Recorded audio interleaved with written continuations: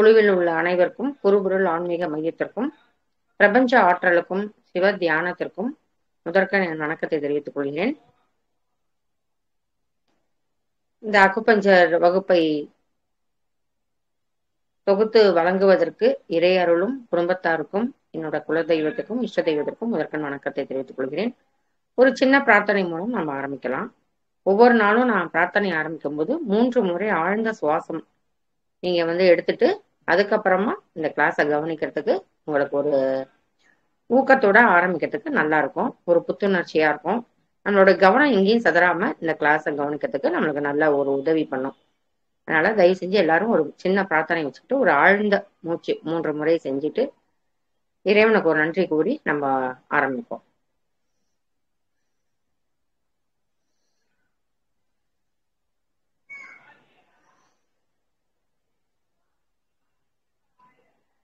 எல்லாருக்கும் வணக்கம்மா. நம்ம போன வகுப்புல எல்லாரும் பார்த்த மாதிரி எல்லாரும் காலையில எந்திரிச்சு கண்கழுவும் பயிற்சியே பண்றீங்க அப்படிங்கிறத நான் நம்புறேன். சாப்பிடும்போது நான் உமிழ் நீரோட சேர்த்து சாப்பிட்றதுக்கு சொல்லி கொடுத்தேன்.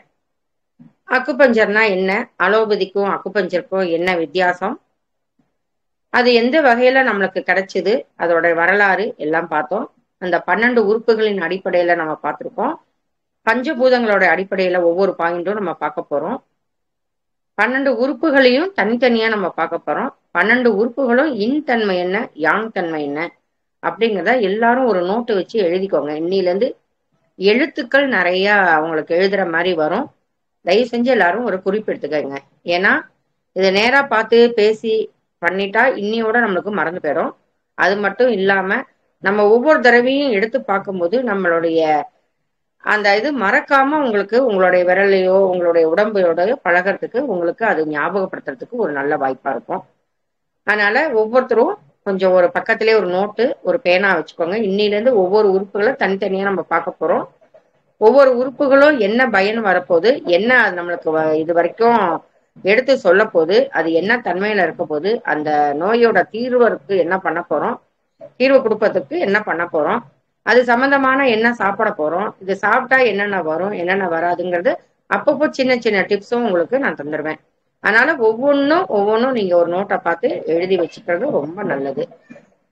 அப்ப இன்னைக்கு நம்ம என்னென்ன பார்த்துருக்கோம் அப்படின்னா, பஞ்சபூத புள்ளிகள்னா என்ன, அது எதனுடைய தொடர்பு இருக்கும், ஒவ்வொரு எலிமெண்ட்டுக்கும் ஒரு வெளிப்புற உறுப்பு என்ன, என்னென்ன உள்புற உறுப்பு என்ன அப்படிங்கிறது நம்ம போன வாரம் கிளாஸ் வரைக்கும் நம்ம பார்த்துருக்கோம். 12 உறுப்புகளின் வேலைகள் என்ன, 12 உறுப்புகளின் தன்மைகள் என்ன அப்படிங்கிறது கொஞ்சம் விரிவா நம்ம பார்க்கறதுக்கு போக போறோம்.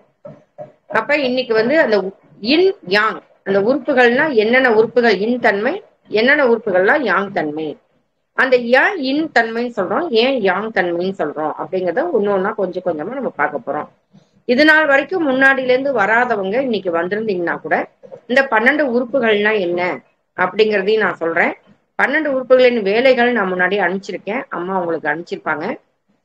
அந்த உறுப்புகளுடைய வேலைகள் நம்ம சின்னதா தெரிஞ்சுக்கிட்டாதான் பின்னாடி என்னென்ன உறுப்புகள் என்னென்ன வேலை செய்யல, அதனால என்ன பாதிப்பு அடைஞ்சிருக்கு, அதனால நம்ம அந்த பாயிண்டை எப்படி கொடுக்கணும் அப்படிங்கிறத நம்ம தெளிவா தெரிஞ்சுக்கலாம். 12 உறுப்புகள்னா என்னென்ன அப்படிங்கிறதுக்கும் நான் உங்களுக்கு அட்டவணை கொடுத்துருக்கேன். இப்ப 12 உறுப்புகளுடைய தன்மைகளை நம்ம ஒவ்வொன்றா பார்க்க போறோம்.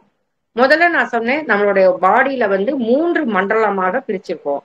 முதல் மண்டலம் அப்படின்னு எடுத்துக்கிட்டா சுவாச மண்டலம், அடுத்தது ஜீரண மண்டலம், அடுத்தது கழிவு மண்டலம் அப்படின்னு நம்ம உடம்ப 3 மண்டலமா பிரிச்சிருக்காங்க. அப்ப சுவாச மண்டலத்துல என்னென்ன உறுப்புகள் இருக்கு, ஜீரண மண்டலத்துல என்னென்ன உறுப்புகள் இருக்கு, கழிவு மண்டலத்துல என்னென்ன உறுப்பு இருக்கு, 12 உறுப்புகள் மட்டும் ஒவ்வொன்றுத்துக்கு தொடர்பு இருக்கு, ஒண்ணு இல்லாம இன்னொன்னு இருக்காது. அதுக்கு என்னென்னலாம் வெளிப்புற உறுப்போ அது நம்மளுக்கு உள்புற உறுப்பு எப்படி வெளிப்புறத்துல இருந்து நம்ம பார்த்துக்கலாம், இல்ல வெளிப்புற உறுப்பை வச்சு உள்ளுறுப்பு பாதிக்கப்பட்டிருக்காங்கிறத நம்ம பார்த்துக்கிட்டே இருப்போம். ஒவ்வொரு நாளும் ஏன் நான் திரும்ப திரும்ப இந்த விஷயத்த சொல்றேன் அப்படின்னா, இதை சுத்தி தான் நம்மளுடைய ஆக்கும் சுழற்சி. நம்மளுக்கு முதல்ல என்ன வந்தது, நெருப்பா வந்தது, அதுக்கப்புறம் என்னமா மாறுது, நிலமா மாறுது, நிலம் என்ன பண்ணுது, உலோகமா மாறுது, உலோகத்துல இருந்து நீரா மாறுது, நீர்ல இருந்து மரமா மாறுது, திரும்ப மரத்துல இருந்து நெருப்பா வருது. இந்த ஆக்கும் சுழற்சி அடிப்படையில தான் நம்ம உடம்பும் வேலை செய்யுது. அப்ப நான் என்ன சொல்லுவேன், அண்டத்தில் உள்ளதுதான் பிண்டத்தில் உள்ளது. அங்க நம்ம உடம்பு வந்து வெப்பமா இருந்தா இங்கேயும் வெப்பமா இருக்கும், அங்க குளிர்ச்சியா இருந்தா இங்க குளிர்ச்சியா இருக்கும். ஒரு இடத்துல எங்கெல்லாம் நம்மளுக்கு வந்து நம்மளுடைய 24 மணி நேரமும் ஒரு இடத்துல உறுப்புகள் வேலை செஞ்சுட்டே இருக்குன்னா அது வெப்பமா மாறிடும். அந்த வெப்பம்ல நம்ம குளிர்ச்சி ஆக்கி சமநிலையாக்கினா நம்மளுக்கு நோய் வராது. கழிவுகளோட தேக்கம் தான் நோய் அப்படின்னு ஒவ்வொரு நேரமும் நான் ஒவ்வொன்றும் சொல்லிக்கிட்டே இருக்கேன். நீங்க ஒவ்வொரு விஷயமும் மனசுல பதிய வச்சுட்டு இல்லாம நம்ம உடம்போட கொஞ்ச நேரம் நம்ம பேசணும், அப்படின்னு உடம்ப கவனிக்கணும். தாகம் எடுக்கும்போது தண்ணீர் குடிங்க, பசிக்கும் போது சாப்பிடுங்க, ஓய்வு எடுக்கும் போது ஓய்வு எடுக்கணும்னு நமக்கு தோணும் போது ஓய்வு எடுங்க. சில குழந்தைகள் வந்து எதெல்லாம் ஆசைப்படுதோ அப்படின்னா நம்மளுடைய ஜீரண சுரப்பி வேலை செய்யும். இப்ப பலாச்சோளையை பார்த்தா ஒருத்தவங்களுக்கு பிடிக்கும், ஒருத்தவங்களுக்கு சாக்லேட் பார்த்தா பிடிக்கும், ஒருத்தவங்களுக்கு ஜாங்கிரியை பார்த்தா பிடிக்கும் அப்படின்னா ஜீரணத்தை உண்மையிலேயே சுரக்கும். அப்ப அந்த உடம்பு நம்ம உடம்புக்கு ஒத்துக்குது அப்படிங்கிறதையும் நம்ம சின்ன சின்ன விஷயங்கள்ல நம்ம உடம்பு நமக்கு சொல்லுது. உடல் பேசுற மொழியை நம்ம கவனிக்கிறோம். இந்த அக்குபஞ்சர் பொறுத்த வரைக்கும் உடல் என்ன சொல்லுதோ அதை நம்ம அப்படியே நம்ம கேட்க போறோம். உடம்புக்கு தேவையில்லை, எனக்கு அது பிடிக்காது, பசியே எடுக்கல, வேண்டாம் சாப்பிட வேண்டாம் அப்படிங்கிறத நம்ம பார்த்துடுறோம். அப்ப நம்ம உடல்ல என்னென்ன உறுப்புகள், 12 உறுப்புகள் அப்படிங்கிறத நான் திரும்ப ஒரு தடவை உங்களுக்கு சொல்லிடுறேன். ஹார்ட், பெரிகார்டியம், ஒரே நிமிஷம்.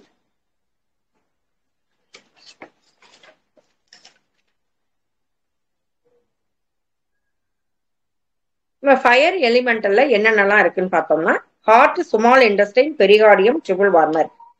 ஏன் அந்த ஃபயர் எலிமெண்டல்ல ஹார்ட்டையும் ஸ்மால் இன்டெஸ்டைனும் பெரிகார்டியமும் ட்ரிபிள் வார்மரும் வச்சிருக்காங்க? 24 மணி நேரமும் ஹார்ட் நம்மளுக்கு வந்து வேலை செஞ்சுட்டே தான் இருக்கணும். அதுக்கு மேல உள்ள உரைக்கு பேர் தான் இருதய மேல் உரை நம்ம சொல்றோம். பெரிகார்டியம், ஸ்மால் இன்டெஸ்டைன், அது வந்து செரிமான சக்தியை உண்டு பண்றதுக்கு, அப்ப அதுவும் வேலை செஞ்சுட்டே தான் இருக்கும். எங்கெல்லாம் வேலை நடக்குதோ அங்கெல்லாம் வெப்பம் ஜாஸ்தியா இருக்கும். வெப்பமா இருக்கனாலதான் அதுக்கு ஃபயர் எலிமெண்ட்ல இந்த 4 உறுப்பையும் வச்சிருக்காங்க. ட்ரிபிள் வார்மர், மூவெப்ப மண்டலம், அங்க வந்து ஜீரண மண்டலம் இருக்கு, கழிவு மண்டலம் இருக்கு, சுவாச மண்டலம் இருக்குன்னு நம்ம பார்த்தோம். அப்ப அந்த இடத்துல எல்லாம் வேலைகள்லாம் நடந்துட்டு இருக்காங்க. இந்த ட்ரிபிள் வார்மரும் ஃபயர் எலிமெண்ட்ல வச்சிருக்காங்க. அடுத்தது பாத்தீங்கன்னா எர்த்து. ஃபயர்ல இருந்து பாத்தீங்கன்னா எர்த்துங்கிறது நிலம். அது வந்து ஸ்பிளீனையும் ஸ்டொமக்கையும் வச்சிருக்காங்க. ஸ்பிளீனும் ஸ்டொமக்கும் எர்த்துல இருக்கிறதுனால என்ன நம்மளுக்கு அப்படின்னா நம்மளுடைய வயிறை வந்து பிரதானமா வச்சிருக்காங்க.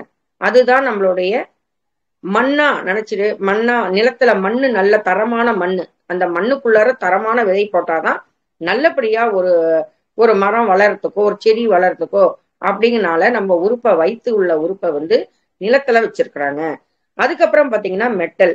மெட்டல்ல என்னென்ன வச்சிருக்காங்கன்னா லார்ஜ் இன்டெஸ்டைனும் லங்ஸும் வச்சிருக்காங்க. லங்ஸும் லார்ஜ் இன்டெஸ்டைனும் மெட்டல். மெட்டல்ங்கிறது நம்ம இங்க வந்து காற்று குறிக்கிறது. அந்த சைனாக்காரவங்க மெட்டல் அப்படின்னு சொல்லி வச்சிருக்கிறாங்க. காற்று வந்து நம்மளுக்கு காற்று இல்லைன்னா எந்த இதுவும் இல்லைனாலும், பஞ்சபூதங்கள் இல்லைனாலும் நம்ம உயிர் வாழ முடியாது. ஆனா ஒவ்வொரு உறுப்புக்கும் நம்மளுக்கு ஒவ்வொன்றும் முக்கியமா இருக்கு. இப்ப காற்று அப்படின்னு எடுத்துக்கிட்டீங்கன்னா போன தடவை கொரோனால காற்று இல்லாதனாலதான் அவ்வளவு பேரும் லங்ஸ்ல நிறைய பாதிப்பு, மூச்சு விட சிரமம் பட்டு ஆக்சிஜனை காசு கொடுத்து வாங்குற நிலைமை, எவ்வளவு பேர் இறந்தாங்க. ஏன் அந்த மாதிரி காற்றுக்கு இந்த மாதிரி தட்டுப்பாடு வந்தது? ஏன்? இயற்கையை நம்ம அழிச்சுக்கிட்டு இருக்கோம் கொஞ்சம் கொஞ்சமா. மரங்கள் இல்ல, நல்ல மரங்கள் எல்லாம் வெட்டி வெட்டி வெட்டி இது பண்ணிடுறாங்க. அப்போ நல்லபடியான காத்தை நம்ம சுவாசிக்கிறது கிடையாது. நம்மளுக்கு வந்து நிறைய வாகனங்கள் எல்லாம் வந்துகிட்டே இருக்கு, நிறைய புழுதிகள், நிறைய கெமிக்கல்ஸ் எல்லாத்தையும் சுவாசிக்கிறோம். அதனால காத்து வந்து மாசுபட்டு போனதுனால காத்தை நம்மளுக்கு நல்ல காத்தை சுவாசிக்கிறதுக்கு நம்மளுக்கு முடியல. நீங்க வெளியில போய் காத்தே வாங்க வேண்டாம். டெய்லி என்ன சொல்றாங்க? தியானம் பண்ணுங்க. அந்த பிராண சக்தி வேணும் அப்படின்னா நல்ல ஆழ்ந்த சுவாசம் பண்ணுங்க. ஏன் சொல்றாங்க ஆழ்ந்த சுவாசம் பண்ணுங்க அப்படின்னா நம்ம சாதாரணமா மூச்சு விடுறோம். அதுல பாத்தீங்கன்னா நுரையீரலுக்கு தேவையான அந்த காத்து உள்ள போகுதா, நுரையீரல் வந்து நல்லபடியா இருக்கணுமா, அதுக்கு அப்படிலாம் என்னென்னலாம் பண்ணணும் அப்படிங்கிறத நம்ம இன்னைக்கு பார்க்க போறோம். முதல்ல சுவாச மண்டலம் தான். அப்ப வந்து ஒரு குழந்தை பிறக்குது, நான் போன தடவை சொன்னேன். அது காத்த சுவாசிக்குது, உடனே என்ன பண்ணுது? மலத்தை வெளியில தள்ளுது. அப்ப அந்த லங்ஸுக்கும் லார்ஜ் இன்டெஸ்டைனுக்கும் தொடர்பு இருக்கு. அததான் அந்த காத்து எலிமெண்ட்ல வச்சிருக்காங்க. அதுக்கு அடுத்தது பாத்தீங்கன்னா வாட்டர் எலிமெண்ட்ல என்னென்ன வச்சிருக்காங்கன்னா கிட்னியும் யூரினரி பிளாடரும் வச்சிருக்காங்க. அதுக்கப்புறம் பாத்தீங்கன்னா உட்டுல மரத்துல என்ன வச்சிருக்காங்கன்னா லிவரும் கால் பிளாடரும். ஏது மரம்? மரத்துக்காக ஏன் அந்த லிவரை வச்சிருக்காங்க? ஏன் அந்த உட்டு ஏன் நீர்ல வைக்க கூடாதா அப்படின்னு பாத்தீங்கன்னா அந்த லிவருங்கிறது தான் நம்மளுடைய எப்பெல்லாம் மரம் நம்ம தழைச்சு நம்ம வெட்டி விட்டாலும் அது தழைச்சு உயிர் பெற்று வந்துட்டே இருக்கும். அப்ப நம்ம உடம்பு என்ன பண்ணுதுன்னா தானாவே அந்த உடம்ப அழிச்சுக்கிறதுக்கும் உள்ளாரதான் இருக்கு, உற்பத்தி பண்றதுக்கும் உள்ளாரதான் இருக்கு. அப்ப நம்ம உடம்பு நீங்க ஒரு 21 நாள் நீங்க எதுவுமே அது பண்ணல, தன்னைத்தானாவே அது சரி பண்ணிக்கும் அப்படின்னு சொல்றாங்க. எப்படி அப்படின்னா அதுதான் இயற்கையின் படைப்பு. இயற்கையோடு ஒத்து வாழும் போது நம்மளுக்கு எல்லா விஷயங்களும் ஈஸியா நம்மளுக்கு கிடைக்கும் அப்படிங்கிறத சொல்றாங்க. திரும்ப வுட்ல இருந்து ஃபயர். ஏன் இந்த ஆக்கும் சுழற்சி சொல்லிட்டே இருக்கேன்னா இது அடிப்படையில தான் நம்ம ட்ரீட்மெண்ட் இருந்துகிட்டே இருக்கும். ஒரு பேஷண்ட் வராங்க, அவங்களுக்கு பல்ஸ் பார்க்குறோம், அவங்களுக்கு எந்த பல்ஸ் எல்லாம் நம்மளுக்கு வந்து தெரியல உணரலை அப்படிங்கிறதையும் நான் வந்து ஒரு 3-4 கிளாஸ் முடிச்சதுக்கு அப்புறம் உங்களுக்கு பல்ஸ் கூட நான் சொல்லி கொடுத்துருவேன். உங்களோட பல்ஸை நீங்களே பார்க்கலாம். என்ன பல்ஸ் என்ன வந்து உங்களுக்கு உணர முடியல, அது வந்து என்ன பண்ண போகுது, ஒன்னா நம்மளுக்கு நோய் வந்திருக்குங்கிறத சொல்லும், இல்லைன்னா எதிர்காலத்தில் நோய் வரப்போகிறது அப்படின்னு உணர்த்துறதுக்காக தான் இந்த பல்ஸை பார்க்கறதுக்கு உங்களுக்கு சொல்லி கொடுப்பேன். ஒவ்வொரு கிளாஸும் உங்களுக்கு நல்ல யூஸ்ஃபுல்லா இருக்கும். தயவு செஞ்சு எல்லாரும் அந்த நோட்டை வச்சு நீங்க எழுதிக்கங்க. ஒவ்வொன்றையும் எழுதி வச்சு பார்த்துக்கோங்க. ஒவ்வொருத்தரையும் ஒவ்வொரு இன்னைக்கெல்லாம் பார்த்தீங்கன்னா லங்ஸோட முக்கியமான பாயிண்ட்ஸ் எல்லாம் நான் சொல்லுவேன். லங்ஸ்ல மொத்தம் எத்தனை பாயிண்ட், அது என்ன தன்மை அப்படிங்கிறத நான் சொல்லும் போது தயவு செஞ்சு எழுதி நோட் பண்ணி வச்சுக்கோங்க. திரும்ப படிச்சு பார்க்கும் போதும் திரும்ப நீங்க அதை சொன்ன இடத்துல அந்த பாயிண்ட் இருக்கா, அந்த பாயிண்ட் சொல்றதுனால இந்த நோய் தீருதா அப்படின்னு உங்களுக்குள்ளாரே நீங்க அனலைஸ் பண்ணி பார்க்கலாம். அதனால இப்ப இந்த பஞ்சபூதங்கள் இந்த ஆக்கும் சுழற்சியை நீங்க ஒவ்வொரு தடவையும் கிளாஸஸ் வரும்போது அதை எழுதி வச்சுக்கணும். ஃபயர்ல இருந்து என்ன வந்தது, ஃபயருக்குள்ளார என்னென்ன எலிமெண்ட்ஸ் இருக்கு, அதுல இருந்து நிலத்துக்குள்ள வந்திருக்கோம், எர்த்துல என்னென்ன எலிமெண்ட்ஸ் இருக்கு, எர்த்துல இருந்து என்ன பண்றோம் மெட்டலுக்கு, மெட்டல்ல இருந்து வாட்டருக்கு, வாட்டர்ல இருந்து வுட்டுக்கு, வுட்ல இருந்து ஃபயருக்கு. இப்ப பூமி முதல்ல என்ன ஆகுது, நெருப்பு மண்டலமா வருது, அதுக்கப்புறம் நெருப்பு அப்படியே அணைஞ்சி சாம்பலாகி நிலமா மாறிடுது, நிலத்துல இருந்து உலோகங்கள் வருது, உலோகங்கள்ல இருந்து நீர் உண்டாகுறது, நீர்ல இருந்து பாத்தீங்கன்னா மரம் வருது, மரம் திரும்ப என்ன ஆகுது நெருப்பாகுது. அப்போ ஒன்றுக்கொன்று சைக்கிளிங்கா இந்த தொடர்பு வந்துகிட்டே இருக்கும், ஒண்ணு அழிச்சுக்கிட்டே இருக்கும், திரும்பியும் உயிர் பிச்சு வந்துகிட்டே இருக்கும். இதுதான் இந்த சுழற்சி. இந்த சுழற்சி அடிப்படையில நம்ம உடம்பும் இருக்கும். அப்ப உடம்ப நம்ம வந்து சமநிலையா இருக்கணும். இன்னுன்னா எப்படி இருக்கணும், யான்னா எப்படி இருக்கணும், இப்போ ஒரு நோட்ஸ் மாதிரி தரேன், நீங்க தயவு செஞ்சு எழுதிக்கோங்க. இன் தன்மை.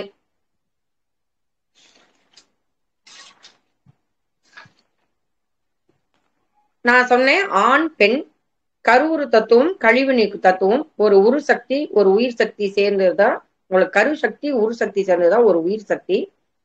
அப்ப வந்து ஒரு ஆண் பெண் காலை மாலை இரவு பகல்ங்கிற மாதிரி ஒரு இன் தன்மையும் யாங் தன்மையும் இருந்தாதான் நம்மளுக்கு ஒவ்வொன்றும் ஒரு உயிரோட்டம் உள்ளது மாதிரி இருக்கும். இன்னுங்கிறது பெண் தன்மை, யாங்கிறது ஆண் தன்மை. இன் வந்து உறுதியானது, யாங் வந்து லேசானது. இன் கெட்டியானது, யாங் வந்து பை போன்றது. இன் வந்து குளிர்தன்மை உடையது, யாங் வந்து வெப்பத்தன்மை உடையது. இந்த அட்டவணை நான் சொல்றேன், ஆனா ஆக்சுவலி அதுல வந்து அனுப்பிச்சிருக்கேன் அம்மாவுக்கு, அவங்க உங்களுக்கு அனுப்பிச்சு விட்டுருவாங்க. இன் வந்து உடலின் கீழ் பகுதியில் இருக்கும், யாங் வந்து மேல் பகுதியில் இருக்கும். இன் வந்து நிதானமாக இருக்கும், யாங் வந்து வேகமாக இருக்கும். அப்ப நம்மளுடைய உடம்புல ஆண் தன்மையும் இருக்கும் பெண் தன்மையும் இருக்கும். நம்ம எப்பெல்லாம் வந்து ஆண் தன்மையிலையும் பெண் தன்மையும் நம்ம உறுப்பு இருக்கு அப்படிங்கிறத நம்ம பார்த்தலாம். இப்ப வந்து நம்ம பார்க்க போறது சுவாச மண்டலத்துல உள்ள லங்ஸை பத்தி பார்க்க போறோம். லங்ஸ் அப்படின்னு எடுத்துக்கிட்டீங்கன்னா எல்லாருக்கும் தெரியும் சுவாசம் எப்படி முக்கியம். லங்ஸோட தொடர்புடைய உறுப்பு லார்ஜ் இன்டெஸ்டைன். முதல்ல அந்த லங்ஸோடைய பணிகள்லாம் என்ன, நுரையீரலுடைய வேலைகள் என்ன, நான் போன தடவை படிச்ச போது லைட்டா ஒரு 2 வரி மட்டும்தான் சொல்லியிருந்தேன் ஒவ்வொரு உறுப்போட வேலைகளை. இப்ப நம்ம வந்து ஒவ்வொன்றையும் விரிவா பார்க்க போறோம் அப்படின்னு சொல்லியிருக்கோம். இப்ப லங்ஸோடைய பணிகள்லாம் என்னென்னு பார்ப்போம். காற்றில் உள்ள ஆக்சிஜனை ரத்தத்துடன் கலக்க செய்கிறது. காற்றில் உள்ள ஆக்சிஜனை ரத்தத்துடன் கலக்க செய்கிறது. உடலில் உள்ள தேவையில்லாத கார்பன் டை ஆக்சைடை வெளியேற்றுகிறது. ஒவ்வொரு செல் திசுக்களுக்கும் ஆக்சிஜனை எடுத்து செல்கிறது. இரத்த ஓட்டத்தை சீராக்க வைக்கிறது. உடலில் உள்ள உஷ்ணத்தை வெளியேற்றக்கூடியது. ஒரு உள் சுவாசம் ஒரு வெளி சுவாசம் சேர்ந்தது ஒரு சுவாசம். ஒரு சுவாசம் ஒரு நிமிடத்திற்கு 18 முதல் 20 முறை நடைபெறுகிறது. நுரையீரலில் எப்போதும் 1 லிட்டர் காற்று இருந்து கொண்டே இருக்கும். நார்மலாக நம்ம சுவாசிக்கும் பொழுது 1/2 லிட்டர் காற்று நுரையீரலுக்கு செல்லும். ஆழ்ந்த சுவாசம் செய்யும் போது 6 லிட்டர் காற்று நுரையீரலுக்கு செல்கிறது. அப்ப நுரையீரல்ல என்னென்ன பணிகள்லாம் நடக்குது பாருங்க. காற்றில் உள்ள ஆக்சிஜனை ரத்தத்துடன் கலக்க செய்கிறது. உடலில் உள்ள தேவையில்லாத கார்பன் டை ஆக்சைடை வெளியேற்றுகிறது. ஒவ்வொரு செல் திசுக்களுக்கும் ஆக்சிஜனை எடுத்து செல்கிறது. இரத்த ஓட்டத்தை சீராக்க வைக்கிறது. இதுதான் நுரையீரலோட பணிகள். இந்த வேலைகள் கரெக்டா நடக்கணும் அப்படின்னா நுரையீரலை நம்ம ரொம்ப பாதுகாப்பா வச்சுக்கணும்.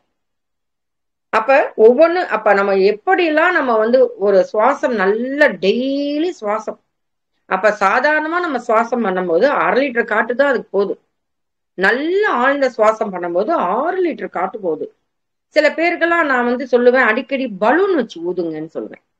இந்த வீசிங் பேஷண்ட்டுக்கெல்லாம் தம் கட்டி அந்த சுவாசம் தம் கட்ட முடியாது. அவங்களுக்கு மூச்சு விடுறதுல சிரமமா இருக்கும். ஒரு எக்ஸசைஸ் எல்லாத்துக்கும். இப்ப கையில பாத்தீங்கன்னா ஒரு பிசிக்கலா அவங்களுக்கு ஏதாவது ஒரு வேலை செய்ய முடியாம இருப்பாங்க. வயசானவங்க கூட ஒவ்வொருத்தரும் ஒரு கை நம்மளுக்கு எக்ஸசைஸ் மாதிரி, கால் எக்ஸசைஸ் மாதிரி சின்ன சின்ன அவங்களுக்கு செய்யற மாதிரி. யாருக்கெல்லாம் இந்த வீசிங் ப்ராப்ளம் இருக்கு, யாருக்கெல்லாம் லங்ஸ்ல கொஞ்சம் அடிக்கடி இந்த தும்மல் போடுறது, இது மாதிரி இருக்கிறவங்க எல்லாம் ஒரு பலூன் வச்சு கொஞ்சம் நீங்க ட்ரை பண்ணி பாருங்க. ஏன்னா நல்ல நம்ம மூச்சு தம் கட்டும் போது நுரையீரல் நல்லா சுருங்கி விரியும் போது அது டெய்லி அதுக்கு ஒரு எக்ஸசைஸ் மாதிரி ஆயிடுது. அது நல்ல ஒரு பாதுகாப்பா இருக்கும். நம்மளுக்கு ஒரு நல்ல ஒரு சுவாசம் நல்லபடியா கிடைக்கும்.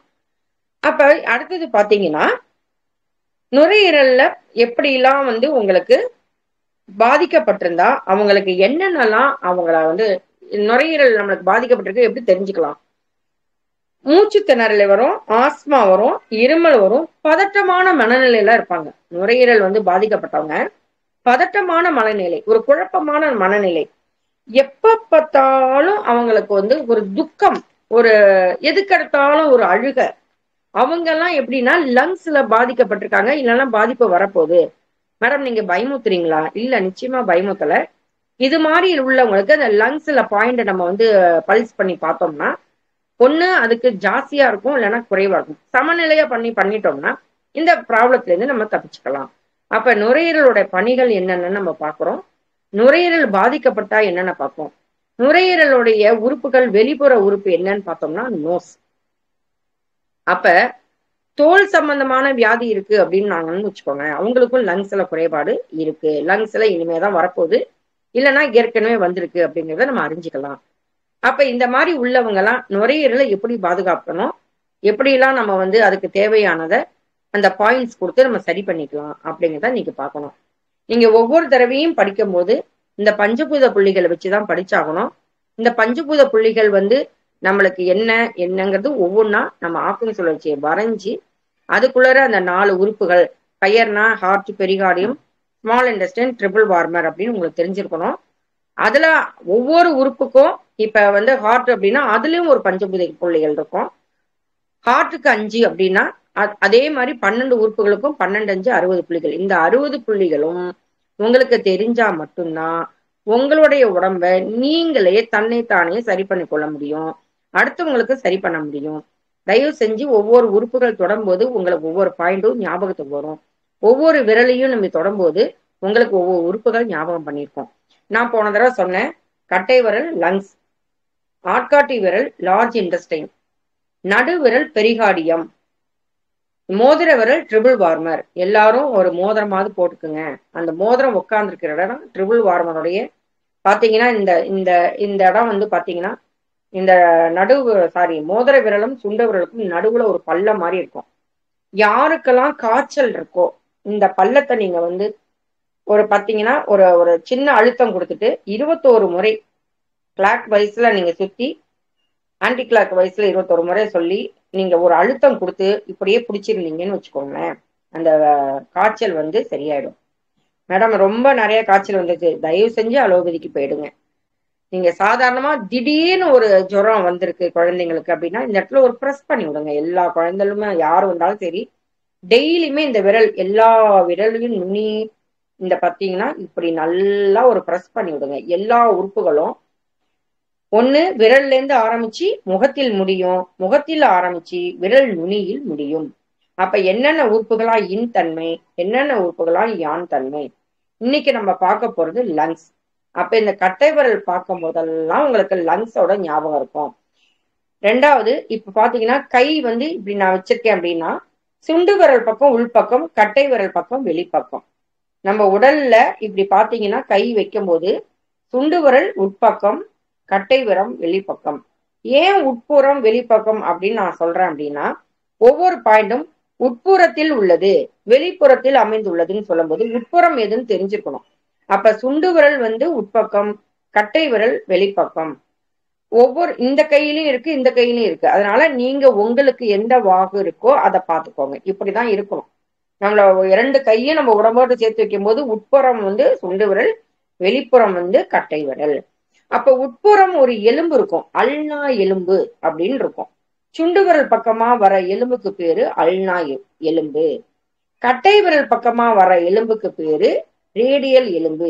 ஏன் இந்த எலும்பு பேரை சொல்றேன் அப்படின்னா அல்னா எலும்பின் நுனியில் மேற்பகுதியில் அப்படின்னு ஒவ்வொரு தீரும் நோய்கள் சொல்லும் போது படிக்கும் போது வரும். ஐயோ அல்னா எலும்புனா என்ன நமக்கு தெரியலையே அப்படின்னு நம்ம யோசனை பண்ணக்கூடாது. நிறைய பேர் நீங்க வந்து நிறைய சயின்ஸ் குரூப் எடுத்திருப்பீங்க, நிறைய உங்களுக்கு வந்து அனாட்டமி எல்லாம் தெரிஞ்சிருக்கும். தெரியாம இருக்கிறவங்களுக்கும் இந்த சின்ன சின்ன ஒரு ஒரு பயிற்சி தான் இது மாதிரி சொல்லி கொடுக்கறதுக்கு. ஏன்னா எல்லாருமே படிச்சவங்களா இருக்க முடியாது, எல்லாருக்கும் எதுவும் தெரிஞ்சிருக்க வாய்ப்பு இல்லை. தெரியலனாலும் எனக்கு தெரிஞ்ச விஷயத்த நான் வந்து அனுபவ முறையில கொஞ்சம் கொஞ்சம் எழுதி வச்சதுனால உங்களுக்கு இதை நான் வந்து சொல்றேன். அப்ப வந்து கட்டை விரல் பக்கமா வர்றது ரேடியல் எலும்பு, சுண்டு விரல் பக்கமா வர்றது அல்னா எலும்பு. அப்ப இன்னைக்கு வந்து லங்ஸ் வந்து என்ன இன் தன்மையா யாங் தன்மையா அப்படிங்கிறத நம்ம பார்க்க போறோம். ஒவ்வொரு உறுப்புக்கும் ஒரு சக்தி ஓட்ட பாதை ஒண்ணு உண்டு. அந்த சக்தி ஓட்ட பாதை தெரிஞ்சாதான் நம்ம விரல்ல எப்படி போகுது, நம்ம உடம்புல ஒவ்வொரு உறுப்பும் எப்படி போகுது, நம்மளுடைய வந்து மெரிடியன் பல்ஸ் எப்படி போகுது, போகும்போது நம்மளுடைய அந்த சக்தி ஓட்ட பாதை தெரிஞ்சிச்சுன்னு வச்சுக்கோங்களேன், தாராளமா நம்ம கையை எப்படி நீங்க இந்த விரல்ல பண்ணும்போது எந்த இடத்துல எல்லாம் உங்களுக்கு பள்ளம் வருதோ அந்த பள்ளத்துல எல்லாம் நம்மளுடைய அக்குப்பஞ்சு பாயிண்ட் புள்ளிகள் எல்லாம் உண்டு. அப்ப பள்ளங்கள்லாம் வரும்போது அந்த இடத்துலதான் நம்ம மேடம் நான் வந்து எலும்புல பட்டுட்டேன், நரம்புல பட்டுட்டேன். இப்ப நான் வந்து கிளாஸஸ் வெளியில எடுக்கும் போது பாத்தீங்கன்னா ஒரு சின்ன மெலிதான ஒரு ஊசி நான் சொல்லியிருக்கேன். நம்மளுடைய காது குத்துறோம், ஒரு ஊசி போட்டுதான் காது குத்துறாங்க, மூக்கு குத்துறாங்க. அப்ப வந்து காலில் மெட்டி போடுறோம்.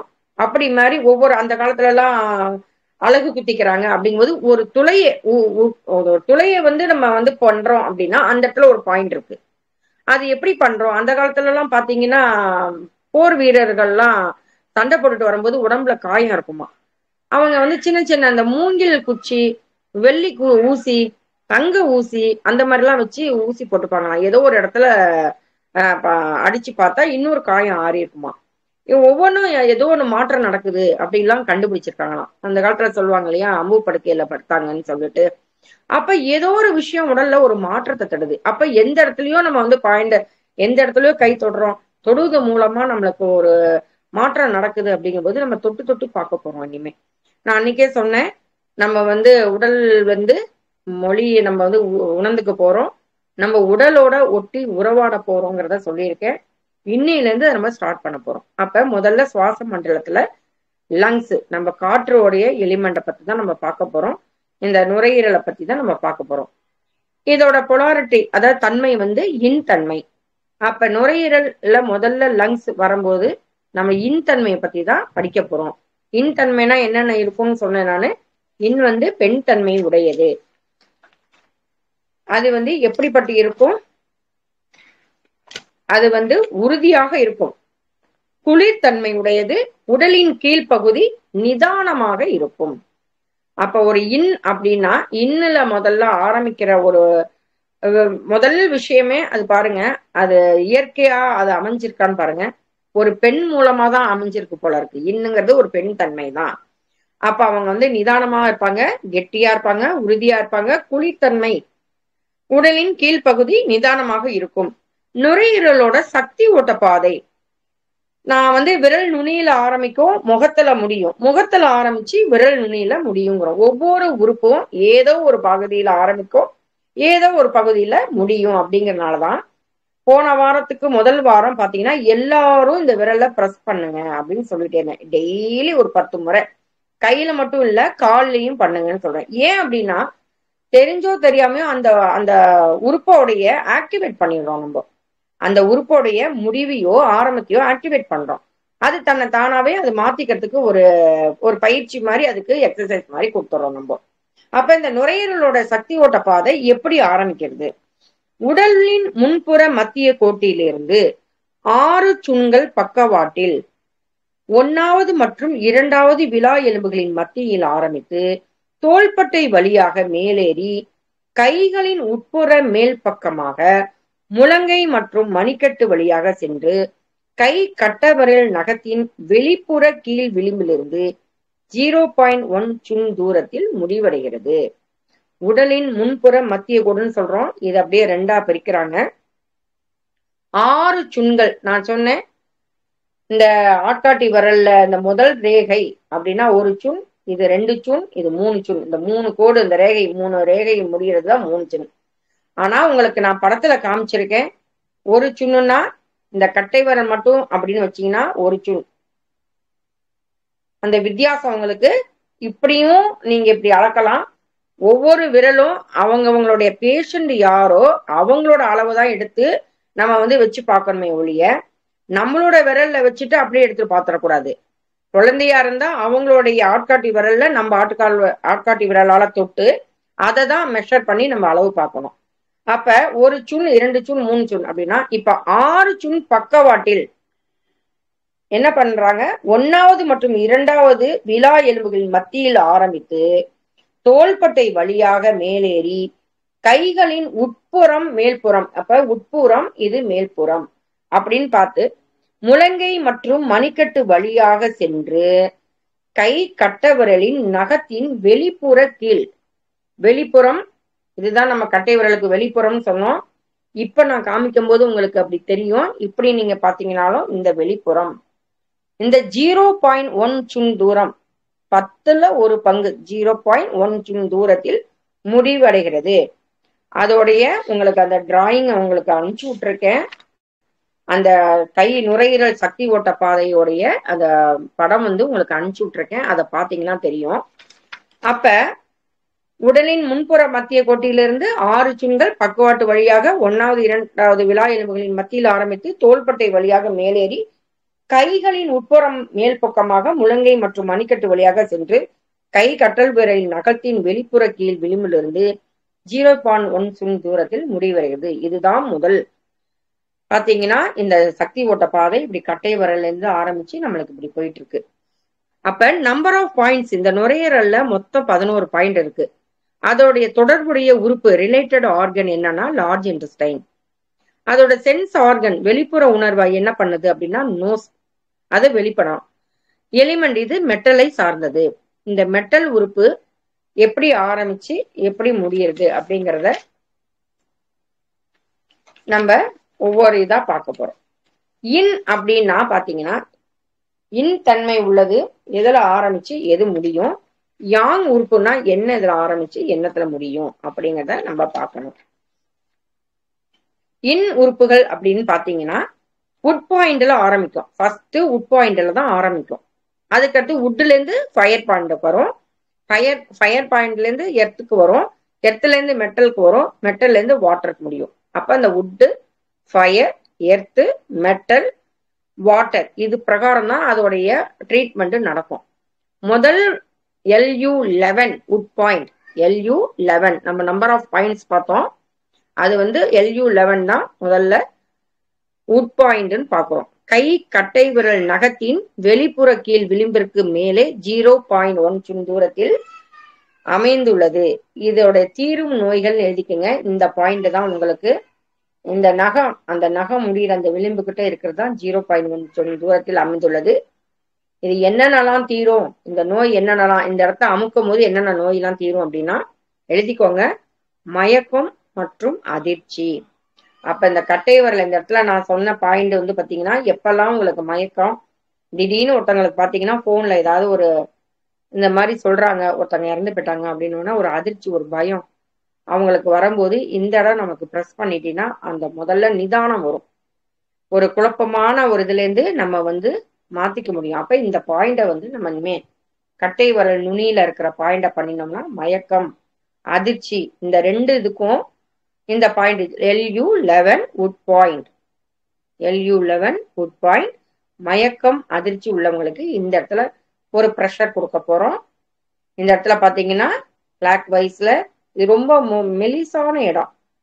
ஒரு சின்ன குழந்தைங்களுக்கு அப்படிங்கன்னா நம்மளுடைய இது பண்ணலாம். கொஞ்சம் பெரியவங்களா இருந்தா நீங்க ஒரு பக்கத்துல எங்கேயாவது ஒரு சர்ஜிக்கல் கடையில போயிட்டு ப்ரோபுங்கிற ஒரு ஆயுதம் தான், அந்த ப்ரோபு வாங்கி அந்த இடத்துல மெலிசால உள்ள பகுதியில ஒரு மெலிசா இருக்கிற இடத்துல இருந்து அந்த ப்ரோபு அடியிலயும் ஒரு குண்டா இருக்கும், அது இது மாதிரி சதை பகுதியில எல்லாம் வச்சு அது சொத்துறதுக்கு சௌரியமா இருக்கும். கிடைச்சதுன்னா வாங்கிக்கோங்க, 50 ரூபா 100 ரூபாய் தான் இருக்கும். அந்த ப்ரோபு தான் நம்மளுடைய ஆயுதம். இந்த அக்குபஞ்சரை பொறுத்த வரைக்கும் அதுதான் நம்மளுடைய மந்திர கோல் அப்படின்னு சொல்லுவேன் நான். அந்த ப்ரோபு வாங்கிட்டீங்கன்னா குழந்தைங்களுக்காக இருக்கட்டும் பெரியவங்களுக்காக இருக்கட்டும், மெலிசான பகுதியில ஒரு சின்ன விளிம்பு ஒரு சின்ன ஒரு இது மாதிரி இருக்கும் உங்களுக்கு, அதை வச்சு அப்படியே மெதுவா சுத்தலாம். இப்ப குழந்தைங்களே கொஞ்சம் மயக்க நிலைமைக்கு வந்திருக்காங்க. ஸ்கூல்ல சில பேருக்கு பாத்தீங்கன்னா சாப்பிடாம கூப்பிடாம அப்படியே ஒரு மாதிரி ஓடுவாங்க, கூப்பிட்டா உடனே உடனே தடன்னு ஓடி வருவாங்க.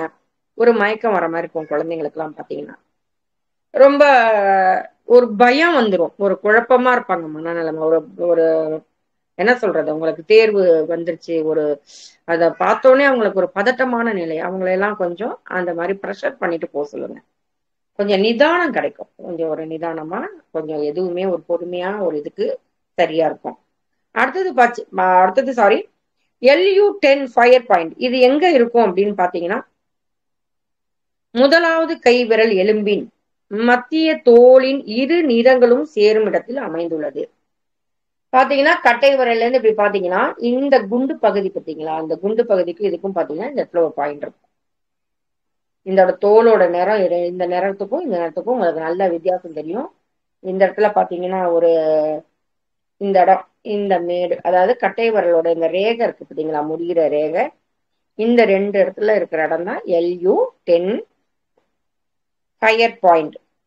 இதெல்லாம் என்னென்னலாம் பண்ணும் அப்படின்னா, கட்டை விரல் வீக்கம், வலி, மூக்கிலிருந்து நீர் வடிதல், ரன்னிங் நோஸ் சொல்றோம் பாத்தீங்களா, அப்ப இந்த இடத்துல நம்ம ப்ரெஷர் கொடுக்க போறோம். இந்த இடத்துல ப்ரெஷர் கொடுக்கும் போது மூக்கிலிருந்து நீர் ஒழுகுதல், மூச்சு விடுறதுல சிரமங்கள் இருக்கு பாத்தீங்களா, மூச்சு விடுறதுக்கு சிரமமா இருக்கு அப்படின்னா இந்த இடத்துல நம்ம பாயிண்ட் கொடுக்க போறோம், ப்ரெஷர் கொடுக்க போறோம். இது என்ன பாயிண்ட் அப்படின்னா ஃபயர் பாயிண்ட். அப்ப நம்ம நீர் நீர் அது வந்து மூக்குல ஒழுகிறது, இது ஃபயர் பாயிண்ட் கொடுக்குறோம். இது உட் பாயிண்ட், இது ஃபயர் பாயிண்ட். இன்னுங்கிற ஆரம்பிக்கிறது எல்லாமே உட்ல ஆரம்பிச்சு வாட்டர்ல முடியும். அப்ப இதுக்கு அடுத்தது இந்த பாயிண்ட். அதுக்கப்புறம் பாத்தீங்கன்னா LU9 எர்த் பாயிண்ட். இது மணிக்கட்டு ரேகையின் வெளிப்புற ஓர கடைசியில் ரேடியல் தமனியின் வெளிப்புறம் அமைந்துள்ளது. ரேடியல் தமனியின் வெளிப்புறம், கட்டை விரல் நம்ம வெளிப்புறம்னு சொல்றோம். அப்ப இந்த ரேடியல் தமனி நம்ம வந்து இந்த இடம் இருக்கு பாத்தீங்களா, இப்படியே நம்ம தொட்டுட்டு வரும்போது இந்த இடம் பாத்தீங்கன்னா இந்த ரேடியல் மணிக்கட்டு ரேகையில் இந்த ஓர கடைசியில இருக்கு. இந்த இடத்துக்குடைய LU9 இது என்ன பாயிண்ட்னா எர்த் பாயிண்ட். எர்த் பாயிண்ட் நம்ம கொடுக்கும்போது இது என்னென்னலாம் தீரு நோயில் பண்றோம் அப்படின்னா, மணிக்கட்டு இப்ப நிறைய பேருக்கு பாத்தீங்கன்னா துணி துவைப்பாங்க, மணிக்கட்டு வலி இருக்கும். கம்ப்யூட்டர்ல உட்கார்ந்துருக்கவங்களுக்கு இந்த மணிக்கட்டு ஒரு பிடிச்சுன்றோம், அப்படின்னு பாத்தீங்கன்னா இந்த கை விரல்லாம் இப்படி அசைக்க முடியாம இருக்கும், தலை சீவிட்டே இருப்பாங்க. லேடிஸ் நிறைய பேர் பாத்தீங்கன்னா ரொம்ப பாத்தீங்கன்னா இந்த கை விரல்லாம் இழுக்கும், மணிக்கட்டெல்லாம் வலிக்குங்கிறவங்களுக்கு கடைசியா அந்த மணிக்கட்ட ரேகையின் ஓர கடைசியில இருக்கிற LU9 இந்த பாயிண்ட நம்ம வந்து டெய்லி வந்து உங்களுக்கு ஒரு நல்ல ஒரு, நீங்களே டெய்லி ஒவ்வொரு உறுப்புக்குமே நீங்க டெய்லி பண்ணி பார்க்கலாம். நம்மளுக்கு ஒன்னா ஏற்கனவே வந்திருக்கும், இல்லைன்னா வராம தடுக்கிறதுக்காகவும் இந்த கையோட நம்ம அப்படி பழகி பழகி பார்த்து ஒவ்வொரு பாயிண்டையும் தொட்டு தொட்டு நம்ம பார்க்கறது மூலம் நம்ம சரி பண்ணிக்க முடியும். மணிக்கட்டு வலி, பிடிப்பு, இரத்த குழாய் சம்பந்தப்பட்ட நோய்கள், இரத்த குழாய் சம்பந்தப்பட்ட அடைப்பு. அப்ப LU9 நம்ம கொடுக்கும் போது இரத்த குழாயில என்னென்னலாம் அடைப்பு இருந்தாலும் நம்மளுக்கு சரியாயிடும். மேடம் இன்னைக்கு நான் இன்னைக்கு பண்றேன், நாளைக்கு காலையில சரியாயிடுமா? உடனே சரி பண்ண முடியாது. நம்ம டெய்லியும் அதை நம்ம பண்ணி பார்க்குறோம். மேடம் ஏற்கனவே எனக்கு அடைப்பே இல்லை, வேண்டாம், நீங்க சும்மா LU9 தொட்டு பாருங்க. நம்ம உடம்போட நம்ம தொட்டு பார்க்கறதுக்கு நம்மளுக்கு ஒரு வரப்பிரசாதமா அமைஞ்சிருக்கு. இறைவழி மருத்துவம், இயற்கை மருத்துவம், இயற்கையோட சேர்ந்து நம்ம அக்குபஞ்சர்.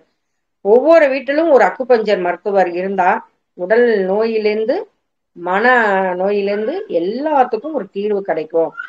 வீட்டுக்கு ஒரு பெண்ணை எப்படி படிக்க வைக்கணும்னு சொல்றீங்களோ அதே மாதிரி எல்லாராலையும் டாக்டர் ஆக முடியாது.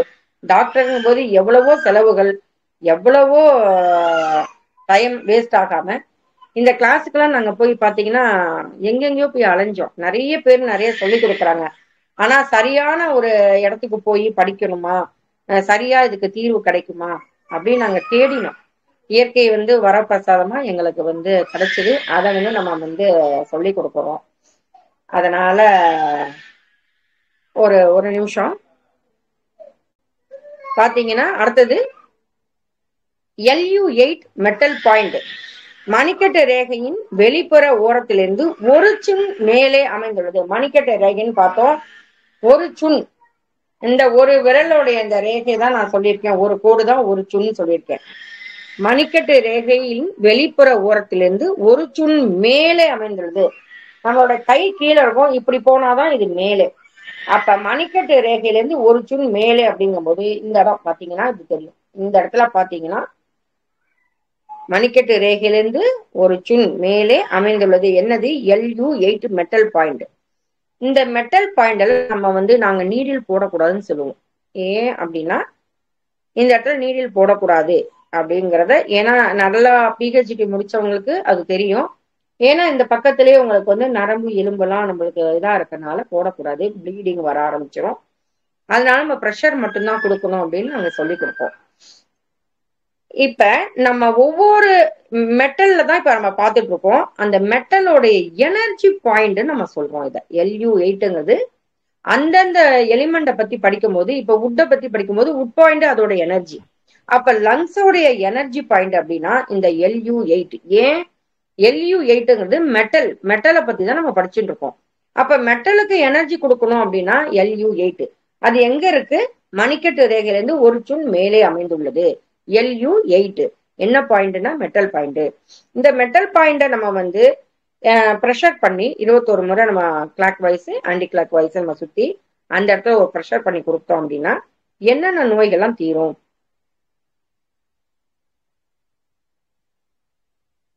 மணிக்கட்டு வலி, தொண்டை கரகரப்பு, செருமல். பேசும் போதெல்லாம் சில பேருக்கு அப்படிலாம் பண்ணுவாங்க இல்லையா, அதெல்லாம் உங்களுக்கு தீர்ந்து போயிடும் அந்த LU8ங்கிற பாயிண்ட்ல. அதை நம்ம பண்ணும்போது அது உங்களுக்கு தீருது. அடுத்தது பாத்தீங்கன்னா LU6. LU5ல இருந்து 5 சுன்கள் கீழே. முதல்ல LU5 நம்ம வாட்டர் பாயிண்ட பாத்துருவோம், அதுக்கப்புறம் LU6 பார்ப்போம். LU5 அப்படின்னு பாத்தீங்கன்னா முழங்கை மடிப்பு ரேகையில் இரு தசையின் வெளிப்புறத்தில் வெளிப்பக்கத்தில் உள்ள பள்ளத்தில் அமைந்துள்ளது. நீங்க முழங்கைய மடக்கும் போது இந்த இடத்துல ஒரு பள்ளம் வரும் நடுவுல. இரு தசை பாத்தீங்கன்னா இப்படி மணிக்கட்டை மடிச்சு பாத்தீங்கன்னா உங்களுக்கு தெரியும். மடிச்சு பார்க்கும்போது இரு தலை தசை நாரின் வெளிப்பக்கத்தில் உள்ள பள்ளத்தில் அமைந்துள்ளது. முழங்கையை மடக்கும் போது இந்த தசை நார் தெரியும். இந்த கரெக்டா பாத்தீங்கன்னா இந்த இடம் இந்த பள்ளம் வரும் உங்களுக்கு. நல்லா இப்படி மடக்கும் போது இந்த குழி உழும். நம்மளுக்கு அந்த ஆட்காட்டி விரல்ல வச்சிங்கன்னா அது உள்ள போகும் அந்த விரல். அந்த இடம் தான் LU5. என்ன பாயிண்ட் இது? Water point. இந்த வாட்டர் பாயிண்ட் நம்ம கரெக்டா நம்ம 21 முறை சொல்றோம், கிளாக் வைஸ் சுத்துறோம், ஒரு ப்ரெஷர் கொடுக்குறோம், திரும்ப ஆன்டி கிளாக் வைஸ் பண்றோம், திரும்ப ஒரு ப்ரெஷர் பண்ணினோம், இந்த வாட்டர் பாயிண்ட் ஆக்டிவேட் ஆயிடும். இது என்னென்ன நோயெல்லாம் தீர்க்கும் அப்படின்னு பாத்தீங்கன்னா தோல் நோய்கள், சிறுநீரக தொந்தரவு, மன அழுத்தம், மூளை சிறப்பாக செயல்பட முக்கியமான ஒரு பாயிண்ட். LU5ங்கிறது நம்மளோட வாட்டர் பாயிண்ட். இப்ப உங்களுக்கு தண்ணி தாகம் இருக்கு, நாக்கு வறட்சியா இருக்கு, பஸ்ல போறீங்க, வாட்டர் உங்களுக்கு எடுத்துட்டு போக மறந்துட்டீங்க அப்படின்னா நீங்க சாதாரணமா உட்காந்துருக்கும் போது இந்த பாயிண்ட் நீங்க பண்ணுங்களேன், ஆட்டோமேட்டிக்கா அந்த வறட்சி நீங்கும். நான் அனுபவமா எனக்கு வீசிங் ப்ராப்ளம் இருந்து ஒரு 10 நிமிஷம் என்னால பஃப் அடிக்காம பேச முடியாது, நடக்க முடியாது. நான் பேஷண்டா போய் தான் இன்னைக்கு இதை கத்துண்டு அனுபவத்துல நான் வந்திருக்கேங்கிறத நான் கரெக்டா உணர்ந்து ஒவ்வொரு பாயிண்டையும் நான் வந்து டெய்லி அதோட நான் வந்து ஒட்டி உறவாடி ஒவ்வொன்றையும் அனுபவிச்சு உங்களுக்கு சொல்றேன். நீங்க எவ்வளவோ யூடியூப் சேனல்ல பார்க்கலாம், அக்குபஞ்சரை பத்தி நிறைய விஷயங்கள் சொல்லலாம். உங்களுக்கு இதுதான் தேவை, இது பண்ணினா போறோம், இதுதான் தீரும். பதட்டமான மனநிலை இருந்தா உங்களுக்கு லங்ஸ்ல ப்ராப்ளம் இருக்கு, அதுக்கு உண்டான பாயிண்ட போட போறோம், அதுக்கு உண்டான எனர்ஜியை கொடுக்க போறோம், அதுக்கு உண்டான பழங்கள் என்னென்ன, லங்ஸ்னா எப்படி இருக்கும், அது என்ன வடிவத்துல இருக்கும், எந்த இடத்துல இருக்கும் அப்படிங்கறத உங்களுக்கு பின்னாடி நான் உங்களுக்கு சொல்லிக் கொடுக்க போறேன். அப்ப இன்னைக்கு இந்த முக்கியமான பாயிண்ட்ல ஒரு மெயினா பஞ்சபூத புள்ளிகள் நம்ம பார்த்துட்டோம். அடுத்தது பாத்தீங்கன்னா மொத்தம் 11 பாயிண்டுகள் நம்ம சொல்லியிருக்கோம் லங்ஸ்ல. LU6 LU5ல இருந்து 5 தூண்கள் கீழே ரேடியல் எலும்பின் உட்பக்கமாக அமைந்துள்ளது. LU5 பார்த்தோம். அந்த LU6 எங்க இருக்குன்னா LU5ல இருந்து அப்படியே நீங்க வந்து அந்த LU5ல இருந்து 5 சுண்கள், இப்ப 3 அதுக்கப்புறம் ஒரு 2 5 சுண்கள் வச்சு பாத்தீங்கன்னா அந்த LU6ங்கிறது. அதிக இருமல் யாருக்கெல்லாம் இருக்கோ அந்த இடத்துல அவங்களுக்கு அந்த பாயிண்ட சொல்லிடலாம். அந்த படம் உங்களுக்கு டிராயிங் அனுப்பிச்சிருக்கேன், அதை பாத்தீங்கன்னா உங்களுக்கு LU6 எங்க இருக்கு, LU5 எங்க இருக்கு, LU11 எங்க இருக்கு, எல்லாமே அந்த படத்துல இருக்கு. அதை பார்த்துக்கோங்க. அதிக இருமல்,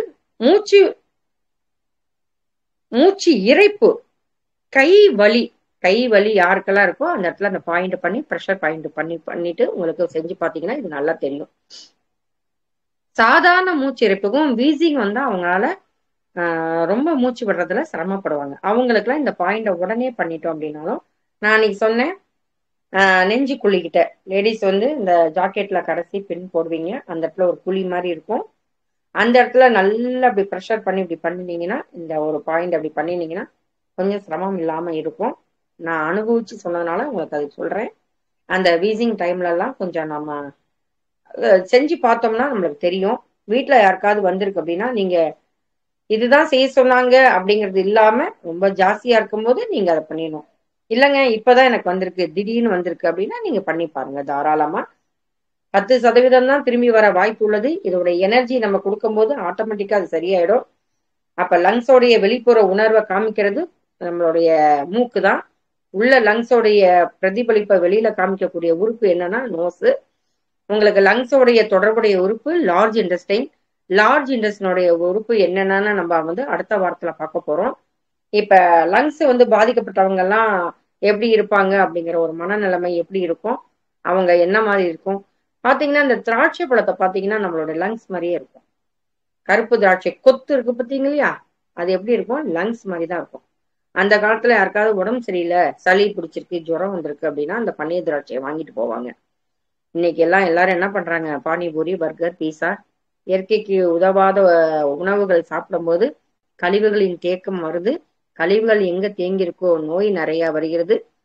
அப்ப வந்து மனசும் சரி இருந்தாதான் உடம்பும் சரியா இருக்கும். மனசு பலவீனமா இருந்தா உடம்பும் பலவீனமா இருக்கும். இயற்கையோடு ஒத்து போகணும். இயற்கையான உணவுகளை நம்ம தேடி சாப்பிடணும். இயற்கைக்கு நம்ம முரண்பாடா எது செஞ்சாலும் நம்ம தான் நோயில பாதிக்கப்படுகிறோம். அப்ப இந்த மருத்துவம் இயற்கை மருத்துவம், இது திருப்பி திருப்பி நான் சொல்ல வேண்டிய விஷயம். உங்க உடம்ப உங்களோட பாருங்க, உங்க உடம்ப கவனிங்க, உடம்பு சொல்ற மொழியை கவனிச்சு பாருங்க, சுவாசம் நல்லபடியா வச்சுக்கோங்க. அடுத்தது நம்ம பார்க்க வேண்டிய பாயிண்ட் வந்து பாத்தீங்கன்னா LU2 அப்படிங்கிறது முன்புற அக்குள் மடிப்பிலிருந்து 4 சுண் மேலே தோள்பட்டை எலும்பின் கீழே உள்ள பள்ளத்தில் அமைந்துள்ளது. முன்புற அக்குள் மடிப்புல இருந்து, இந்த மடிப்பு பாத்தீங்கன்னா உங்களுக்கு தெரியும், அந்த இடத்துல ஒரு ரேகை இருக்கும், அந்த இடத்துல பாத்தீங்கன்னா இந்த LU2ங்கிறது அந்த விலா எலும்பு கிட்ட பள்ளத்துல அமைந்திருக்கும். தோள்பட்ட வலி இந்த பாயிண்ட்டுக்கு அப்படியே பேக்லயும் இருக்கும். அந்த தோள்பட்ட வலி பண்ணும்போது நீங்க நிறைய பாருங்களேன், அந்த அதாவது அழகுபடுத்துறதுக்கு நம்ம போறோம் இல்லையா, அங்கெல்லாம் பாத்தீங்கன்னா முகத்துல எல்லாம் இப்படி பண்ணுவாங்க இல்லையா, மசாஜ் கொடுப்பாங்க. பாத்தீங்கன்னா தோள்பட்டை வரைக்கும் கொடுப்பாங்க. லேடிஸ் வந்து பியூட்டி பார்லர்ல போயிருந்தீங்கன்னா தெரிஞ்சிருக்கும். ஜென்ஸுக்கு பாத்தீங்கன்னா இந்த பர்மா ஆசானம் எல்லாம் பாத்தீங்கன்னா தோள்பட்டை எல்லாம் பண்ணுவீங்க. எங்க பார்த்தாலுமே அந்த ப்ரெஷர் இருக்கும், எங்க பார்த்தாலும் இந்த புள்ளிகள் ஆக்டிவேட் பண்ண போறோம். அப்ப எங்க பார்த்தாலும் சில பேருக்கு அந்த தோள் பட்டையெல்லாம் வலிக்குது அப்படின்னா இந்த பாயிண்ட் இதுக்கு உண்டான பின்னாடி பக்கமும் அதே பாயிண்ட் இருக்கும். அந்த இடத்துல ஒரு அழுத்தம் கொடுத்து நம்ம 21 முறை clockwise anti clockwise ஒரு ப்ரெஷர் பண்ண போறோம். அப்ப தோள்பட்டை வலி இருந்ததுன்னா இந்த மாதிரி வீட்டுல இருக்கிற ஜென்ஸுக்கு லேடிஸு நீங்க கொஞ்சம் ட்ரை பண்ணி பாருங்க. குழந்தைங்களுக்கு தோள்பட்டையெல்லாம் வலிக்குது, கையெல்லாம் எழுதி எழுதி தோள்பட்டையெல்லாம் வலிக்குது, கை வலி இருக்கு, புடிச்சுன்னு இருக்கு அப்படின்னா இன்னைக்கு இந்த லங்ஸோட பாயிண்ட்ஸை நீங்கள் எல்லாம் பழகி பாருங்க. அடுத்தது பாத்தீங்கன்னா ஒரு வர்ம புள்ளி நம்ம LU5ல இருந்து ஒரு சுன் பக்கவாட்டில் அமைந்துள்ளது. இந்த வர்ம புள்ளி வந்து நம்ம வந்து இனி பக்கவாதம் வருமா இல்ல வந்திருக்கா அப்படின்னு பாக்கிறதுக்கு LU5ல இருந்து இந்த இடத்துல ஒரு வர்ம புள்ளி இருக்கு. LU5 நம்ம இந்த இந்த மடக்கிற இரு தலை தசை நாரின் பள்ளத்துல அமைஞ்சிருக்குன்னு சொல்லியிருக்கோம். அதுல இருந்து ஒரு சுள் நம்ம சாதாரண அழுத்தி பார்த்தோம்னா வலிக்கு வலி தெரியும். பட் அந்த வலி தாங்குற மாதிரி இருக்கும். ஐயோன்னு அப்படி கத்தினாங்கன்னு வச்சுக்கோங்களேன், அவங்களுக்கு இனிமே பக்கவாதம் எதிர்காலத்துல வர்றதுக்கு வாய்ப்பு இருக்கு. ஒரு சுள் பக்கவாட்டில் அமைந்துள்ளது. அது வந்து நீங்க இந்த அட்டவணையும் உங்களுக்கு நான் வந்து அனுப்பிச்சு வச்சிருக்கேன். நீங்க தயவு செஞ்சு படிச்சு பாருங்க. படிச்சது மட்டும் இல்லாம பழகி பாருங்க. இனி கட்டை விரல் பார்க்கும் போதெல்லாம் உங்களுக்கு நுனியில பாத்தீங்கன்னா LU11 பாயிண்ட், அந்த LU உட் பாயிண்ட், அந்த 11 LU11 மொத்தமே 11 புள்ளிகள் தான் லங்ஸ்ல கொடுத்துருக்காங்க.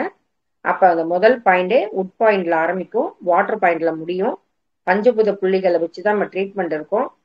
எதுல ஆரம்பிச்சு எதுல முடியும், எதனால அந்த சுழற்சி அப்படி வருது. உட்டுல இருந்து ஃபயர் வரும், ஃபயர்ல இருந்து பாத்தீங்கன்னா அடுத்தது ஃபயர்ல இருந்து எர்த்துக்கு வரும், எர்த்துல இருந்து மெட்டலுக்கு வரும், மெட்டல்ல இருந்து வாட்டருக்கு வரும். அப்ப இன்னெல்லாம் உட்டுல ஆரம்பிச்சு வாட்டர்ல முடியும்.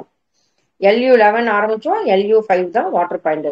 நான் இந்த சொன்ன பார்த்தீங்களா, கை முழங்கை வரைக்கும் நீங்க அலம்பிக்கோங்க. அலம்பும் போதெல்லாம் நீங்க என்ன பண்றீங்க, ஆட்டோமேட்டிக்கா அந்த கை விரல்லாம் இப்படி பண்ணும்போது அங்க இருக்கிற பாயிண்ட்டுகள் நம்மளுக்கு தெரிஞ்சோ தெரியாமலையோ ஆக்டிவேட் ஆயிருக்கு. அப்ப நம்ம வந்து ஒரு குறிப்பிட்ட வயது வரைக்கும் நம்ம நோயில இருந்து நம்மளே நம்ம காப்பாத்திக்கிறோம். அதுக்கப்புறம் பாத்தீங்கன்னா இந்த மாதிரி ப்ராப்ளம்ஸ் எல்லாம் வருது. ஏன்னா நம்ம இயற்கையை ஒட்டி தள்ளி தள்ளி தள்ளி போயிட்டே இருக்கோம். அதனாலதான் ஒவ்வொரு ப்ராப்ளமும் வருகிறது. அப்ப இந்த வர்ம புள்ளி நீங்க பண்ணி பாருங்க. பக்கவாதம் யாருக்காவது இருந்தது, மேடம் இந்த ஒரு கை அவங்களுக்கு பக்கவாதத்துல முடிஞ்சிருச்சுன்னா இன்னொரு கை இருக்கு. கடவுள் வந்து எல்லாமே நம்மளுக்கு 2 கண்ணு, 2 காது, 2 முக்கு துவாரங்கள், அது ஒண்ணும் இருக்கு. நல்ல வேளை நம்மளுக்கு வந்து நாக்கு ஒண்ணுதான் இருக்கு. எத்தனை பேருக்கு நம்ம தப்பு தப்பா பேசுறோம், தப்பு தப்பா வார்த்தைகள் விடுறோம், கோவப்பட்டு எல்லாம் பண்றோம். நல்ல வேளை ஒரே ஒரு நாக்கு இருக்கு, ஒரே ஒரு வாய் இருக்கு, 2 கைகள் இந்த மாதிரி இருக்கு. நம்ம வந்து சின்ன சின்ன விஷயங்களை கவனிச்சு இனிமே இந்த நுரையீரல் அப்படின்னு பாத்தீங்கன்னா இந்த திராட்சை கொத்து. அப்ப திராட்சை வந்து அந்த உடம்புக்கு நம்மளுக்கு தேவையா இருக்கு. இந்த நுரையீரலோட டைம் நான் வந்து சொல்றேன் 3 to 5 மார்னிங். அப்ப நம்ம வந்து அந்த 5 மணிக்கு நம்ம எந்திரிக்கனால நம்ம தியான கிளாஸ் இருக்கு இல்லையா, அப்ப நம்ம அந்த சுவாசம் நம்ம நல்லபடியா கிடைக்கும். அதனாலதான் அந்த காலத்துல வந்து அந்த வெளிப்புற காத்தை நம்மளுக்கு வந்து சுவாசம் நம்ம வந்து உள்ளார இழுக்கிறதுக்கு தேவையானதுனாலதான் மார்கழி மாசம் அந்த கோலம் போடுறதெல்லாம் வச்சிருக்கிறாங்க. அப்ப இயற்கையோட அந்த ஜனங்க நம்ம அப்படியே நம்ம கொண்டு வந்திருந்தா நிறைய பாதிப்பு இல்லாம பண்ணியிருக்கோம். ஆனா இன்னைக்கு எவ்வளவுக்கு எவ்வளவு அறிவு ஆற்றல் அந்த மாதிரி வந்துட்டு இருக்கும்போது அழிவுகளும் அந்த மாதிரி அந்த அளவுக்கு இருந்துகிட்டே இருக்கு. அப்ப இன்னைக்கு இந்த லங்ஸை பத்தி நம்ம வந்து சக்தி ஓட்ட பாதை, இதோட இன் தன்மை யாங் தன்மையை பார்த்தோம். இந்த பஞ்சபூதங்கள் அடிப்படையில தான் இந்த நோய் அப்படிங்கிறத நம்ம பார்த்துக்கிறோம். இதோட தீர்வு நோய்கள் நான் சொல்லியிருக்கேன். திரும்பவும் அடுத்த வாரம் உங்களுக்கு தெளிவா இன்னொரு முறை சொல்லிட்டு தான் நான் வந்து திரும்பியும் கிளாஸ் எடுப்பேன். அப்ப லங்ஸோடைய அவங்க லங்ஸ் பாதிக்கப்பட்டிருக்காங்க அப்படின்னா அவங்களுக்கு எப்படி குழப்பமான மனநிலை இருப்பாங்க, அவங்களோட தோலை வச்சு நம்ம கண்டுபிடிச்சிடலாம். அப்ப அடுத்த வாரம் பாத்தீங்கன்னா லார்ஜ் இன்டெஸ்டைன், இந்த லங்ஸோட தொடர்புடைய உறுப்பு வந்து என்ன நம்ம பார்க்கிறோம், அது பாதிக்கப்பட்டிருந்தா என்னென்ன வியாதிகள் வரும், அதை தீரும் நோய்கள் அப்படிங்கிறத நம்ம பார்க்க போறோம்.